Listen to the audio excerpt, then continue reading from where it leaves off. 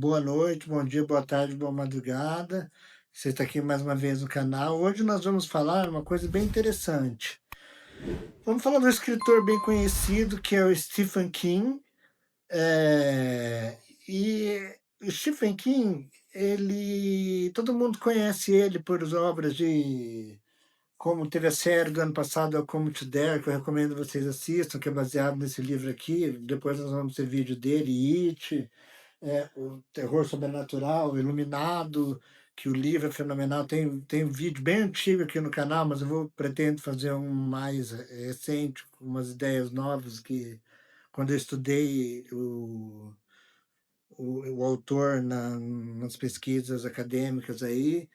En- Então, nós vamos falar, porque o Stephen King ele escreve um tipo de terror que não só envolve a diferença, tem o terror e o horror, né, mas não vamos entrar nessa questão por enquanto. Ele escreve terror e horror também. Eu vou explicar o que Stephen King primeiro entende por terror e horror, para a gente ter uma ideia. Aqui está terror, aqui está horror. Está aparecendo na tela, terror e horror.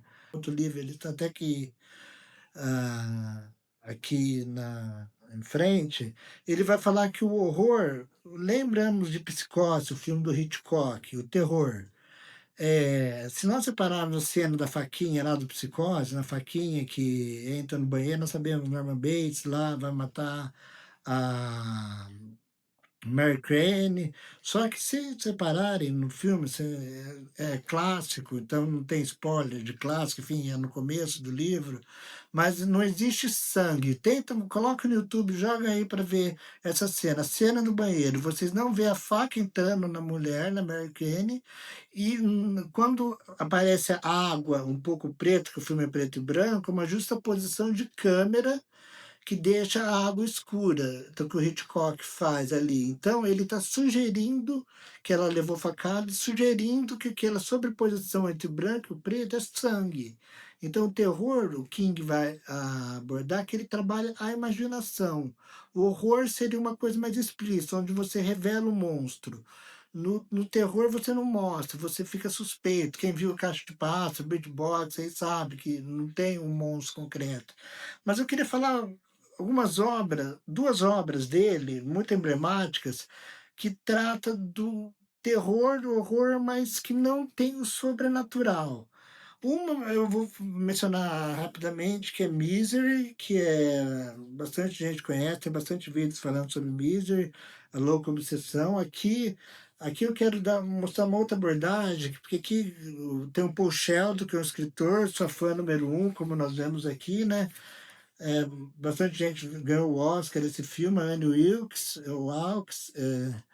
ela é enfermeira lá, os Pochello tá na estrada, sofre acidente, a enfermeira pega ele e toma ele de cativeiro. Pochello é escritor de livros tipo comerciais, só que ele quer mudar de carreira.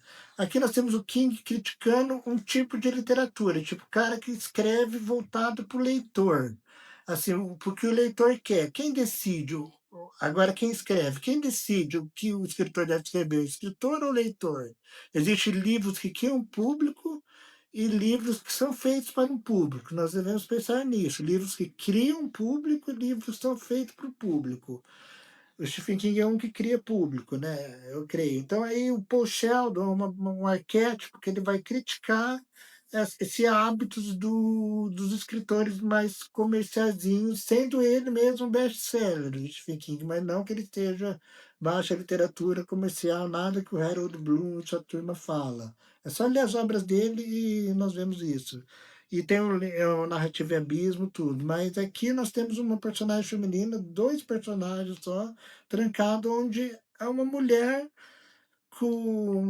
insana que faz a maldade é humana, entendeu? Nós vemos aqui assim, não é uma maldade, ela quer que o cara escreve o livro que ela quer e obrigue, começa a torturar o autor para escrever o livro que ela quer. Vocês fariam isso? Tipo, obrigaria o autor a escrever o livro que vocês quisessem? Eu penso assim, qual é a graça de ler um livro que eu estou mandando o autor escrever?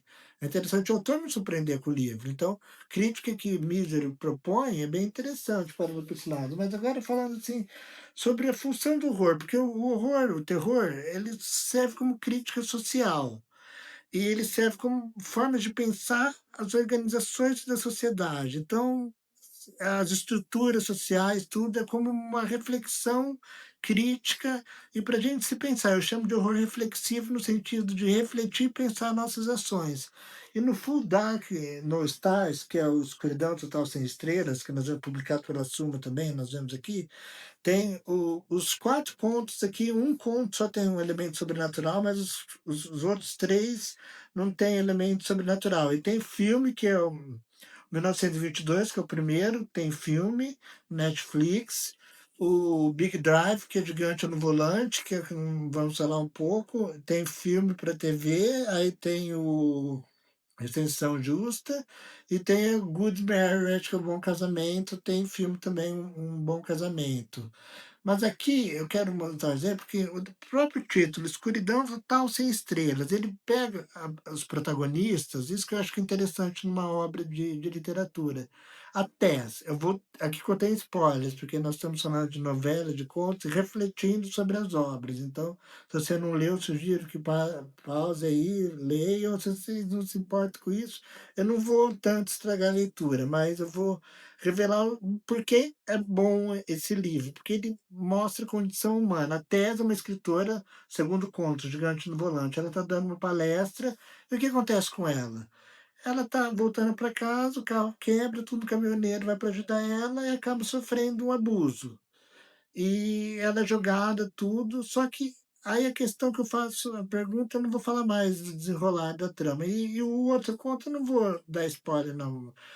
Mas o outro conto é a Darcy, que é casada com 25 anos, tem filho com o marido dela, tudo, e de repente o Bob, e de repente ela descobre que ele é um dos serial killers mais procurados dos Estados Unidos. Fique com isso em mente. Agora vamos voltar. O que que nós faríamos nessa situação? O que que vocês, mulheres, fariam se vocês pudessem ter a chance de vingar do que fez mal para vocês? É o que a Tess, que vai acontecer com a Tess. Então ela chega num momento que ela tem a oportunidade de se vingar do cara que abusou dela fisicamente. Aí o desfecho do conto é fenomenal, só que é um desfecho assim, é escuridão total sem estrelas. O personagem tá no momento escuro, no momento dark da vida, e ele vai e se vinga. Eu vou depois justificar o que o Skin fala, isso dentro da literatura.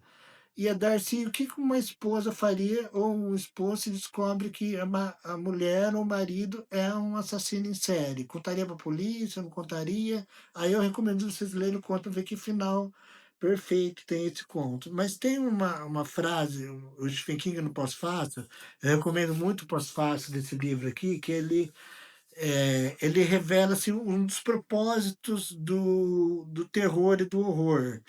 E da ficção, assim, é importante nós irmos para entender isso. Aí eu vou citar a página 328. Então, vamos ler aqui para ver o que o King fala sobre o que ele entende por terror, o que ele entende por ficção. Aí ele fala sobre, no pós-fácil, ele fala sobre, ele vai lembrando ficções, tudo.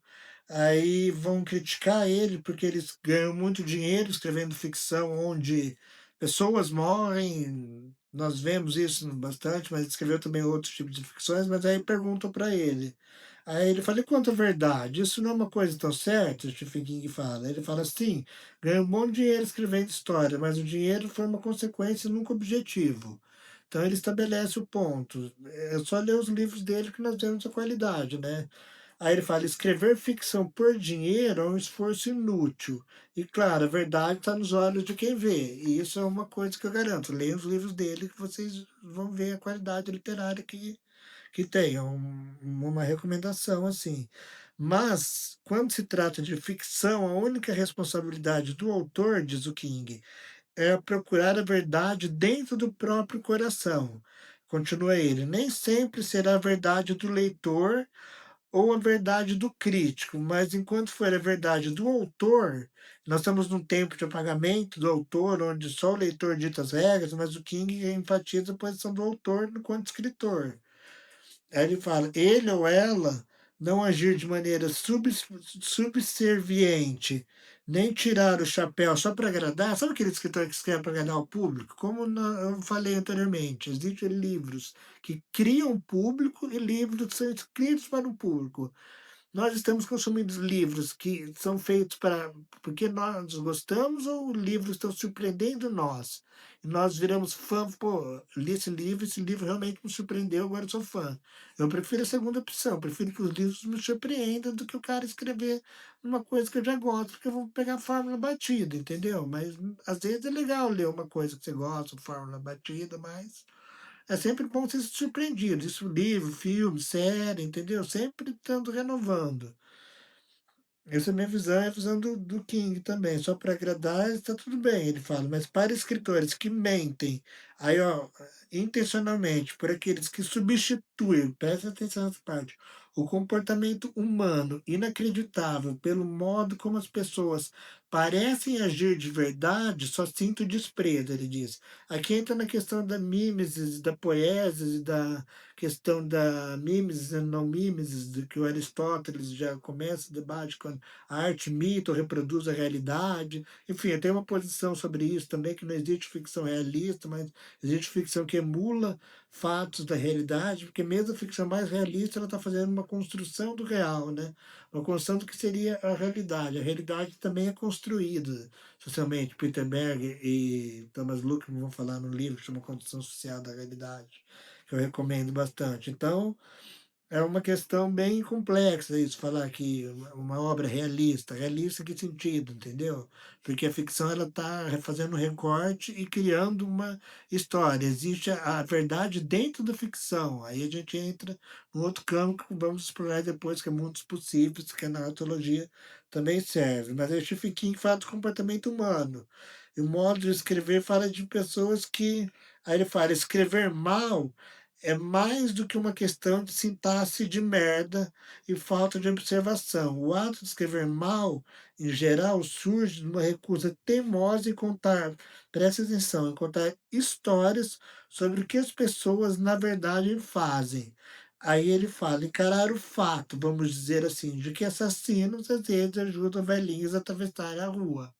Então, nós temos que encarar o fato que o horror e o terror ele serve para isso, para mostrar que nessa realidade, nesse mundo que nós vivemos, às vezes uma pessoa ruim que mata, ela se veste numa máscara social boa e ajuda a atravessar a rua. E a função do terror, do horror, não é a morte pela morte, não é o. Depois nós vamos ver no vídeo do It, não é uma coisa que tá que muita gente fala que o King escreve terror, ele está querendo justificar a o macabro, mas não, mas é usar o terror, como eu falo, sobrenatural no King sempre fica em segundo plano quando ele usa o sobrenatural, mas aqui nós não temos sobrenatural, então é o próprio humano que é ruim, e o próprio humano reagindo a essa ruindade do humano, entendeu? Do comportamento humano, e a ficção de horror é para levar a gente a refletir. Poxa, eu poderia, se eu tivesse uma situação dela acontecesse isso comigo, entendeu? Como que eu reagiria? Vamos pegar Pet Sematary. Nós vamos falar dele, tem vídeo aí, mas eu pretendo refazer